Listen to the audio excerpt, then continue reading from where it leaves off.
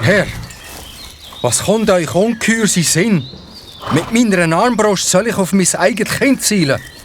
Da sterbe ich lieber. Niemals mache ich das. Schweig! Du wirst den Apfel vom Kopf deines Sohnes schießen, ich will es so.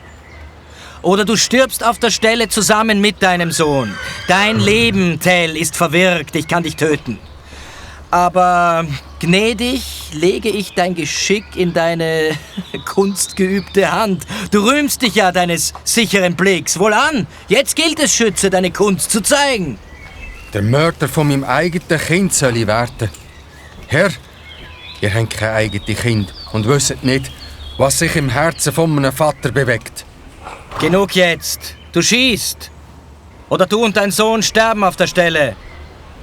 Und jetzt öffnet eine Gasse.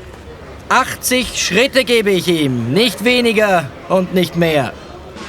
Die Leute sind auseinander, so dass eine Gasse in der Mitte vom Dorfplatz entstanden ist. Jetzt hat sich der Walter Fürst aus der Menge gelöst und ist vor dem Gessler am Boden geknüdelt. Herr, lasst die Gnade vor Recht ergehen. Ich gebe euch alles, was ich habe. Aber ich bitte euch, verlangt nicht den Schuss. Habt ihr denn gar kein Mitleid mit dem unschuldigen Kind? Grossvater, knündle nicht vor dem falschen Mann. Herr Gessler, sagt, wo soll ich mich herstellen? Ich habe keine Angst, der Vater trifft den Vogel ja sogar im Flug. Der Gessler hat zu der Linde gezeigt und gesagt: Wache, bindet ihn an diesen Baum dort. Mich anbinden?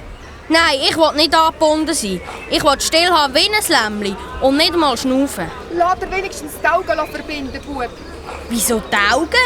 Denkt ihr, ich habe Angst vor dem Pfeil aus Vaters Hand? Nicht mit den Wimpern will ich zucken. Komm, Vater, zeig ihm, dass du der beste Schütze bist. Schiess und triff.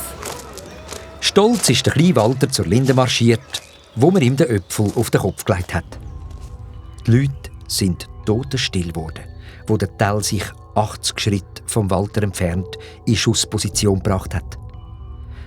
Er hat die Armbrust gespannt, einen Pfeil eingelegt und zielt.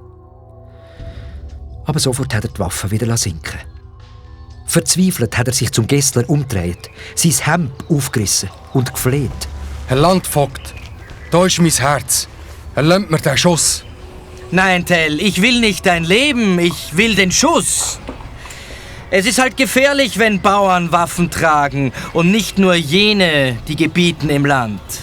Euch freut's, Pfeil und Bogen zu führen? Gut, dann will ich euch das Ziel dazu geben. Also komm, Vater, schiess. Ich habe keine Angst.